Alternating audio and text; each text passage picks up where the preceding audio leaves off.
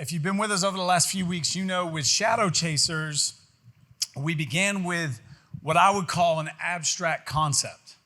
And an abstract concept would be that God is only worthy of our glory. And that phrase glory it's just a tough one. And so I would put it this way, that maybe an easier way to understand it is that we were made to be worshipers. That your life, if you follow your time, talent, and treasure, you follow the trail of all that, it will lead to something you are worshiping. And the big idea of the whole series was that only God is worthy of our worship. Only God is worthy of our time, talent, and treasure. Only God is worthy of our lives being spent for his glory, essentially making much of him, which is to give him the weight and worth that he deserves. And so we processed through that first week talking about this big idea that we are worshipers. And as worshipers, we broke it down to, it means we're going to chase something. That when God made you, when God made humans, the idea was that they would push forward, that they wouldn't stay the same, that they would chase.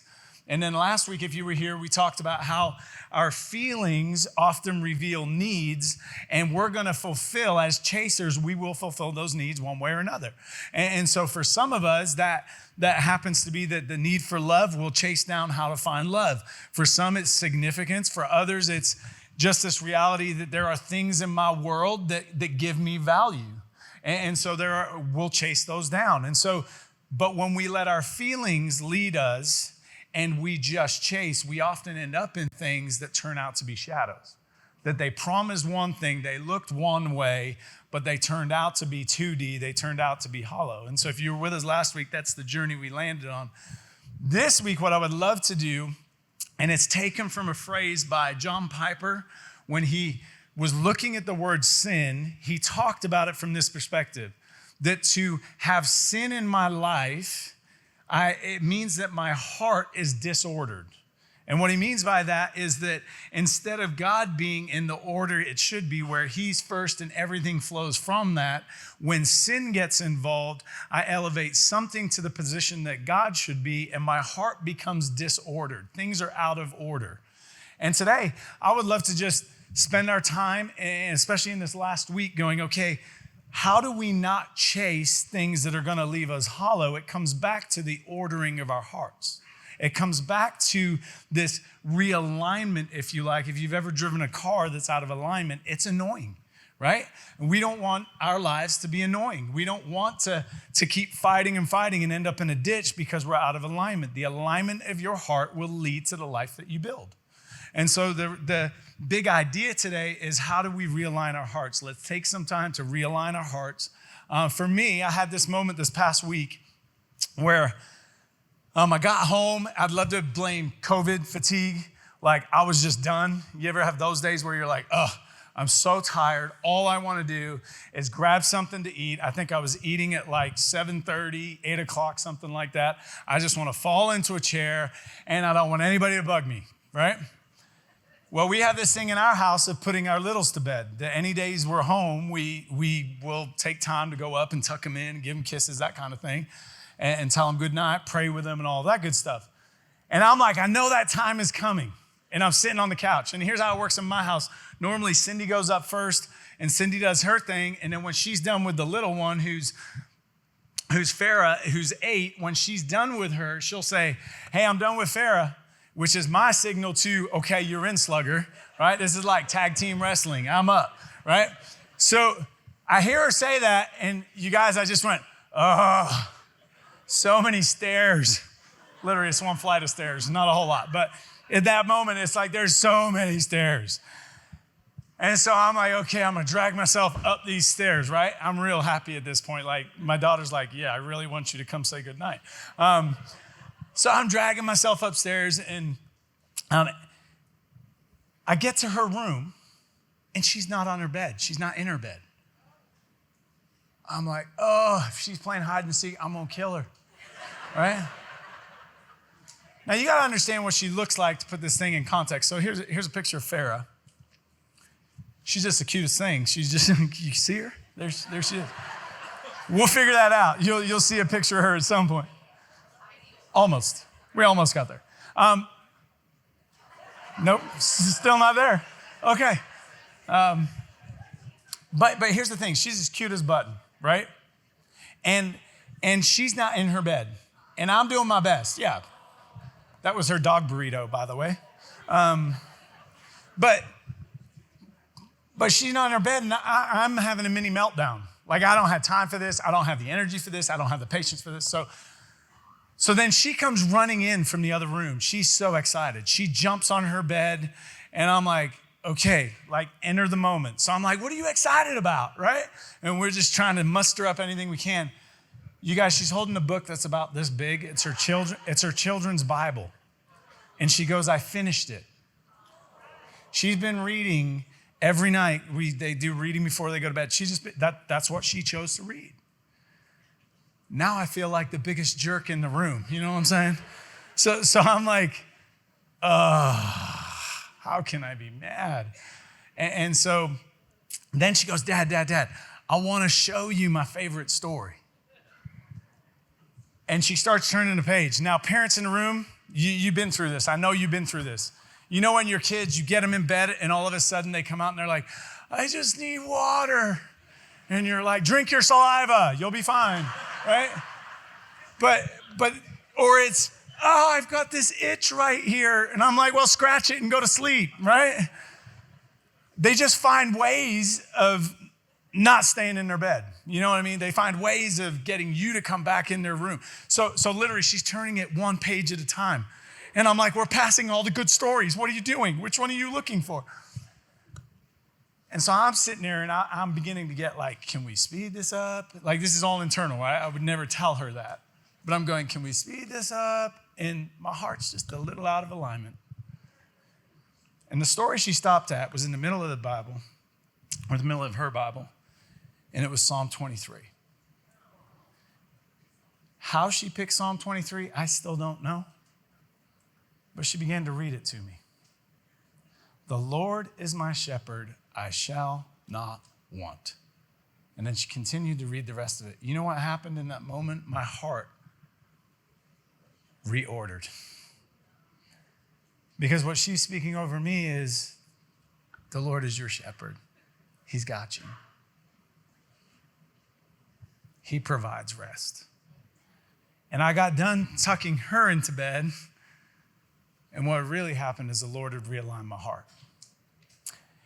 And as I left that room, I went, man, this weekend, you guys, I just want that to be your experience when you walk out of here. I just want our hearts to be realigned with and reordered to how God created us to be. So if you'll journey with me, we're going to look at a couple of things. But in Matthew chapter 4, it's a familiar story if you've been around the Bible at all. If not, Matthew is one of the guys that captured basically the biography of Jesus. And through the power of the Holy Spirit, he remembers stories. He writes them down. He's writing to a specific context. But one of the stories has to do with Jesus walking along this seashore, and as he does, something happens that we call, he called these people to him, these disciples towards him. And so in verse 18, it says this, as Jesus was walking beside the Sea of Galilee, he saw two brothers, Simon called Peter and his brother Andrew. They were casting a net into the lake, for they were fishermen. Come, follow me, Jesus said, and I will send you out to fish for people. At once they left their nets and followed him. Luke, so the first 4 books of the New Testament are the biographies of Jesus. They capture his life in living color, but they're written to different audiences. And Matthew captures it this way. Look at some details for us. And the details go like this. So same telling, same story, same calling, come follow me. But in Luke's case, it's this, that Jesus is teaching to a crowd. And the crowd can't really hear him or there's not enough space. And so he asks if he can step onto the boat of Peter.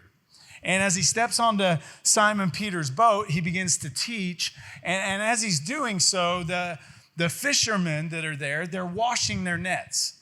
Now, context of washing your nets, you are at the end of your day.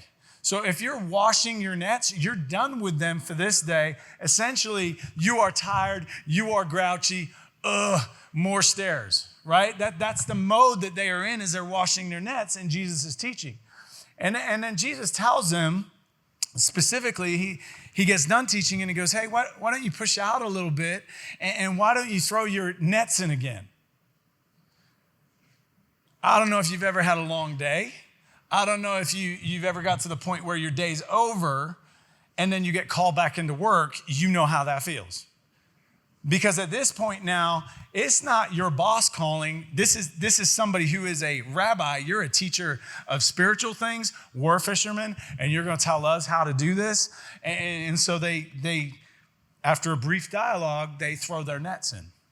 Now, these nets were believed to be linen nets, and on the bottom of them, they would have weights. So as they went down, the weights would come together and kind of capture whatever fish was inside them, and they would pull them into the boat. And so the story goes that they've been out all night and hadn't caught anything. And so all night they've caught nothing. They come back, they wash their nets, ready for the next day. And in the fatigue, they go back out and they throw their nets into the water. And wouldn't you know, these nets that were linen, that were made for nighttime fishing, Jesus has them throw them into which no one would ever do, throw them into the water. And it says that the catch was so great that they called their business partners who were in the other boat to come alongside. And it's in that context then with all these fish. And we don't know. We don't know the financial situation of Simon and Andrew at that point. We don't know the business partners, if they were upside down. We have no clue. All we know is the amount of fish that they caught in this one catch would have changed their lives forever. The amount of fish that they pulled in, this was, if you were chasing something as a fisherman in that day, this was your lottery that you had just won. And so as they pull the fish in, Jesus then tells them, come, follow me. And it says they left their nets and immediately followed him. I would like to suggest this morning that those simple words, come, follow me, will reorder our hearts. Here's what I mean. You ever followed somebody? This past week, our second daughter, Sierra, went back to GCU. And what I learned this week is they have new apartments and they have old apartments. And the old apartments really feel more like normal apartments, you know what I mean? Like there's only two of them in there and you get to bring your own couches and it's just different, right? What I learned is the old apartments mean dad does more work because there's no elevator, right? So that's what I learned about new and old apartments this week. But on the way down, we decided that we would follow Sierra down. So Sierra's in the car in front of us, and Cindy and I are in the car behind. And we're just going to follow her down. Both cars were packed with her stuff. But I think we have a picture of her driving, just so you get a context of who she is. So she's leading the way, but before we left, she's an Enneagram 9. For those of you that know anything about the Enneagram, like that's a peacekeeper, right? So she hates it when somebody has conflict with her. And her roommate was bringing a large sectional couch. And she did not want to be late for her roommate. So we left the house with her going, we can't be late. We got to be there to help them. They can't move that stuff by themselves. We got to be, right? So she's worked up, gets in the car. She's going to lead the way. We're following. As we're following her, we pass a cop doing 90 on the freeway, which I look at my wife. Don't send me emails because my wife was driving. You can blame her. Send her emails, right? But I look at Cindy and I go, you realize you just did 90 past the cop. She's like, I'm just going with the flow of traffic. I'm like, baby, the flow of traffic is our daughter and you. You're both getting pulled over. And we get down to Phoenix and now we're in traffic and Sierra starts we get into the carpool lane and then there's a van in front of her that she deemed was going too slow and going to make her late, which if we're late, then we can't help with the section. I mean, you can imagine the turmoil. So she's going over, coming back, going over, because this side wasn't going any quicker. We're like, what are you doing? Anyways, because of that, there ended up being several cars in front of us, and we lost sight of who we were following, which then she calls us, and she's concerned, like, where are you guys? We're like, we're where we should be. You're the crazy one, you know? So anyways, all that to say, we made it safely. She got unloaded safely and all that stuff. But here's the thing. I'm her dad. And in that moment, what did I do? I gave up control, right? I made an intentional choice to follow.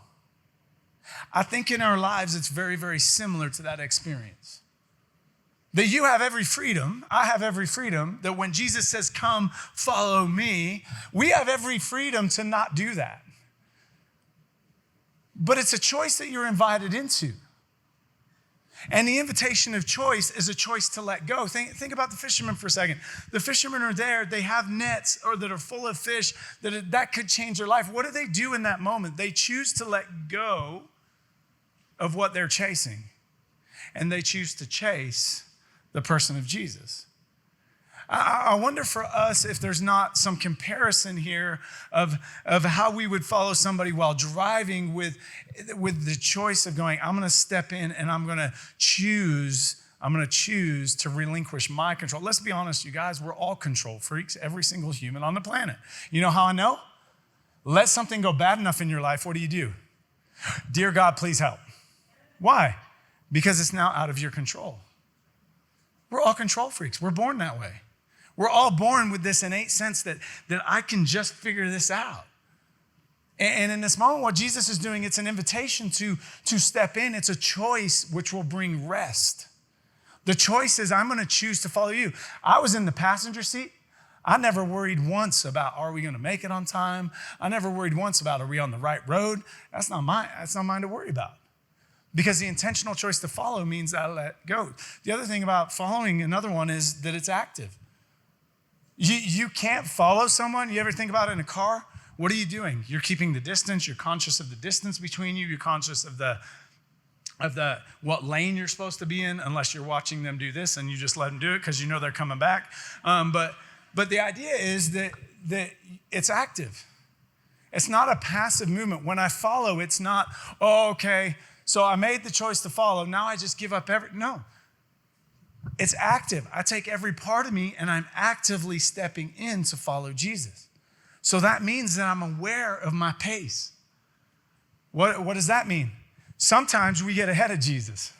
Sometimes we think Jesus should be moving quicker than what Jesus is. We're disappointed with the pace. And we're like, hey, Jesus, that's cool that you want me to follow, but can we get this going? Because this is taking forever. It's probably been like 12 hours. You know what I mean?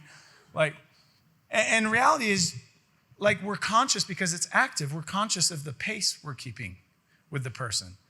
Are you conscious with the pace that you're keeping with Jesus? Have you drifted out in front of him and you need to actually drop back because he's not moving fast enough for what you would like? Are you conscious of the distance that's coming between you?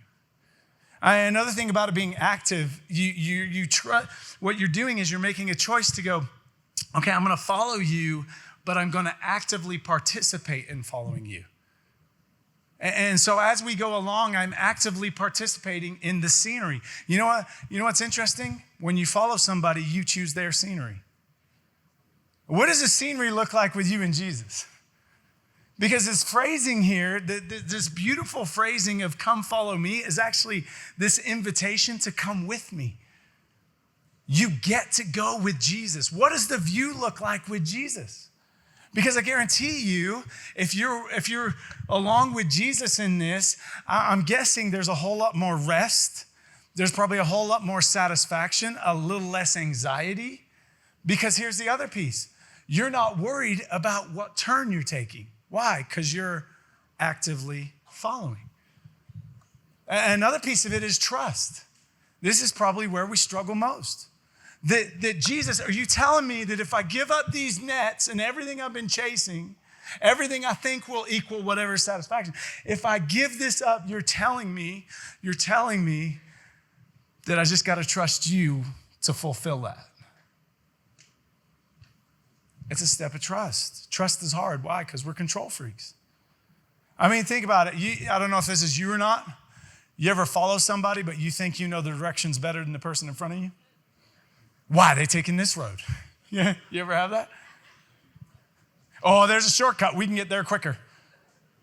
And it's happened to us. We got down to GCU, and my daughter being my daughter, which I absolutely love about her, she didn't print out the directions when she got to the campus, which I love about her. Because that's just her. She's like, we'll figure it out. We'll go with the flow. My wife, on the other hand, is like, why didn't you print them out? And I'm sitting in the middle going, it's okay. We'll make it. But reality is, like with Jesus in your walk with him, are you still trying to give him directions? Or are you trusting the directions he's leading you? Because it's an invitation, right? It's a choice and it's active. And part of the active is, Jesus, I'm going to trust you wherever this life leads and whatever this life looks like. And that's the realigning of the heart, because as a chaser, what do we want to do? We want to figure all that out. We want to know the best way to get to where we're going. And when we get there, like, we want to make sure we got there the quickest. And Jesus is like, actually, we need to take the scenic route because you got some stuff to learn along the way. Because who I'm making you to be, it's not going to happen. It's not going to happen in the quick route. What's fascinating with this story, where it says, come follow me, Jesus said, and I will send you out to fish for people. The last thought I'm following is this idea of it's relational. And think about it for a second. We teach a lot on following, right? You'll hear a lot of sermons about follow me. But you realize there's a me in that, right? It's relational. Why would I give up all control on a Monday morning, especially at 6 in the morning or whatever time, ungodly time we left? Why would I give up all control to a 20-year-old other than she's my daughter? See how it works? If there's relationship, I'm a whole lot more likely to go, hey, I'll take the choice. I'll be active in following, and I will hand over trust to you to get us there. The me is key. That it's follow me. And so if you will, in the moments we have left, if you would let me just build a picture of who the me is, that when we get done with it, we're just going to erupt in worship. But if you would go, just because this realignment, the follow me is following a specific person, but sometimes I think we make Jesus in our image and in who we want him to be instead of taking Jesus back to who he is. And in Isaiah chapter 40, in verse 22, it says this about God. He sits enthroned above the circle of the earth, and its people are like grasshoppers. He stretches out the heavens like a canopy and spreads them out like a tent to live in. Lift up your eyes, verse 26, lift up your eyes and look to the heavens. Who created all these? He who brings out the starry host one by one and calls forth each of them by name. Because of his great power and mighty strength, not one of them is missing. He who brings out the starry host. If you haven't lived in Arizona long, here's the best advice I got for you. Get somewhere where there's no light bleed and a clear sky at night and do this. It's better than what's on TV. We have the privilege over the last number of years of going to Lake Powell, and you'll be sitting out at Lake Powell and it gets real dark and then the stars come out and you're just like, oh. I mean, it's just wow. There's no other words for it other than you can't even describe what you are seeing. Our God, right, sits enthroned above the circle of the earth, enthroned above, and he calls them out by name. And because of his great power, not one of them is missing. I mean, that would be something if you looked up at the starry sky in Arizona and went, wow. But let's take another step backwards to frame up who God is and who this follow me really is. The Hubble telescope is roughly about 340 miles above the earth. And it circles the earth about every 97 minutes. And on the Hubble telescope, there's a camera, they call it the deep field camera, but it picks out a point. It's not worried about everything all around. It's worried about that one point. And what it does is every time it comes around, it focuses on that one point and it takes picture. And it takes picture, and it takes picture, and they build an image off of what this deep field camera. So the intent of the camera is this: how far into the universe can we see? How far, what's out there?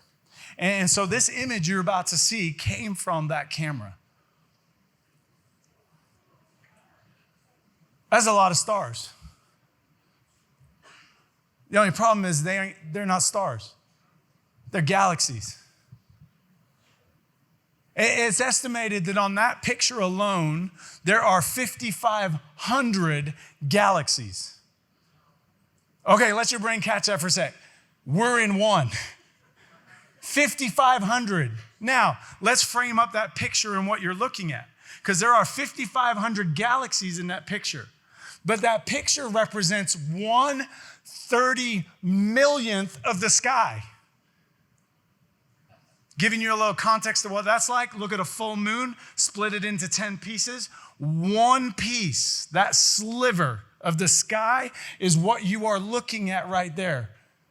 5,500 galaxies in that sliver of sky. Each of those galaxies, it's believed, they don't know for sure, but and I'm curious whoever counts this kind of stuff, but it's believed that there are between 100 billion and 200 billion stars in every galaxy. He who calls out the starry hosts. What? By name. And none of them is missing. Why? Because he's God. You see, what happens is we start to expand who God is. We start to get a glimpse of what we think our world. Often when we get chasing, it's because all we see is here. And God's going, just look at the sky. This is who I am. That God that holds all of those galaxies in place, at the same time holds our galaxy in place. He sits enthroned above. That God decided to go across a universe to step on a little blue dot. To come down to our level. I mean, think about it for a second, okay? If you're God, and I'm not saying it happened this way, but just imagine with me. That you start going through galaxies. Well, there's 5,500 here, so nope, not that one. We're looking for the Milky Way. Okay, we found the Milky Way galaxy. Well, now we're looking for the brightest star. We're looking for a star. Okay, there's the star. Okay, now that we got the star, we can figure out where this little blue dot called Earth is. And now that we figured out where Earth is, we're going to show up to a 13-year-old girl, more than likely that was her age, and she is going to carry God himself in human form. Why? Because he looked at us and he goes, hey, I made you to be worshipers, and for your worship to go anything less than me is toxic for your souls. And so I'll cross the universe and show up on a tiny blue dot with human skin on. And I'll make the choice to let those humans, even though I'm this God that holds all this together, I'll actually let the humans put me on a cross and actually take the life. Why? Because I'm going to take the punishment of sin, the disorder of sin in humanity. I'm going to take it all on me. And I'm going to pay for it. But that's not the end of the story. He goes in a tomb, and 3 days later, that tomb is empty. And then he walks back with the people he was with, and he ascends. Where does he ascend to? To the right hand of the Father enthroned above. That's your Jesus that says, come, follow me. Why should I be able to make the choice to step in? Why should I make the choice with my life that even if you walked with Jesus for a long time, don't you play the game with me today that you don't have more that you're still holding on to? There's not a human alive that doesn't have more to step into with Jesus and go, I need to trust you here. I need to step in with you here. I've been holding control here, and I need to hand it over to you. This is the God that showed up with skin to say, come, follow me. I'm trustworthy and I'm good. And I'm faithful and I'm true. There's another verse in Isaiah 40. Verse 18 says this, with whom then will you compare God? To what image will you liken him? As for an idol, a metal worker casts it, and a goldsmith overlays it with gold and fashions silver chains for it. A person too poor to present such an offering selects wood that will not rot. They look for a skilled worker to set up an idol that will not topple. You guys, this is the heartbeat of shadow chasers.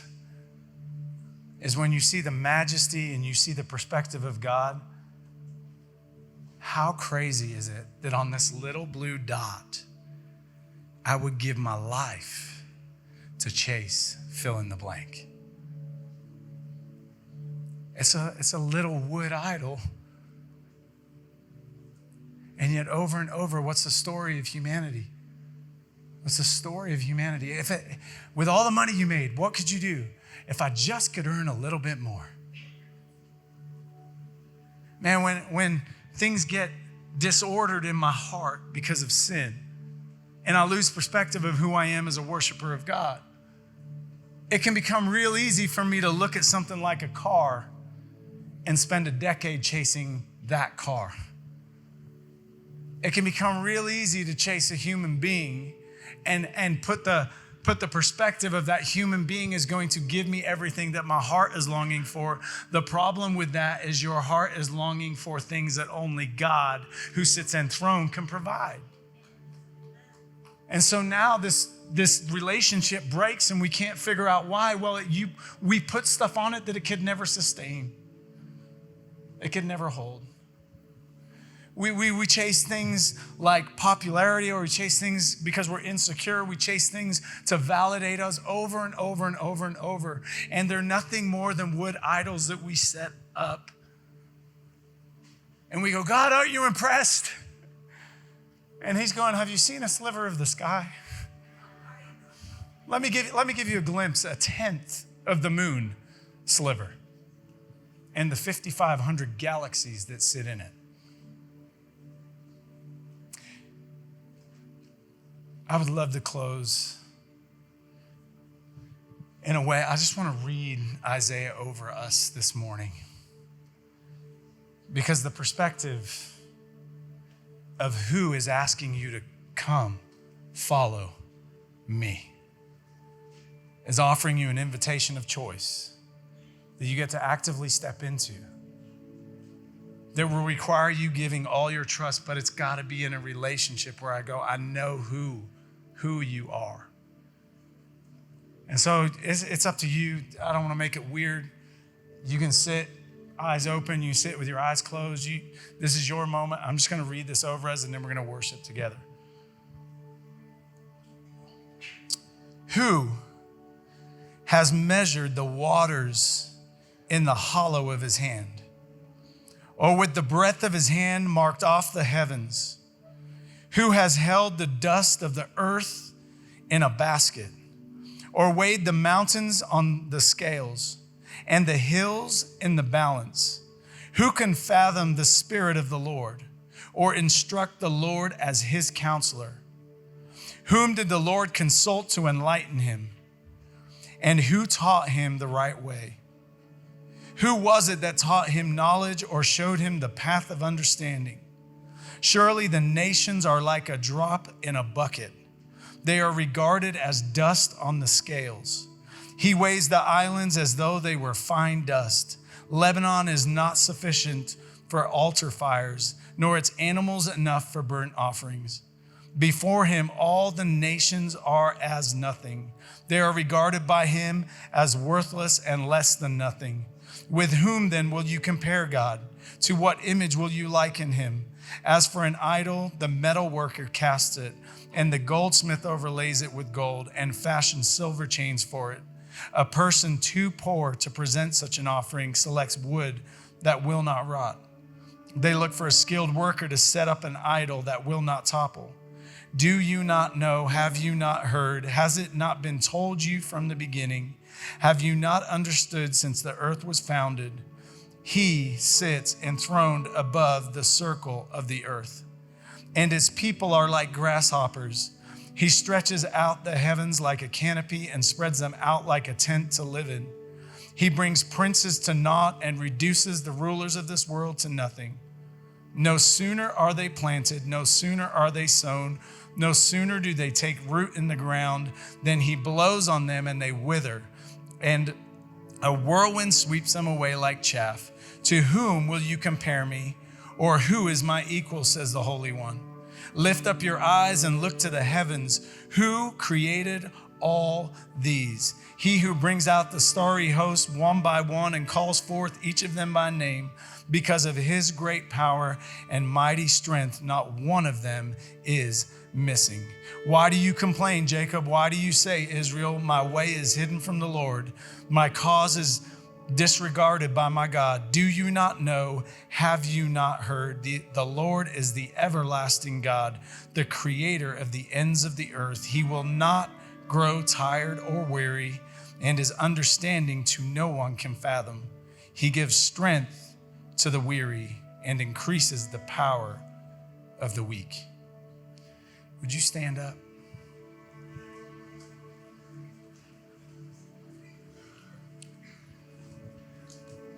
That is the God who showed up in the person of Jesus for you. That is the God who makes us family. And as a family, it is that God and his Spirit that is alive in you today.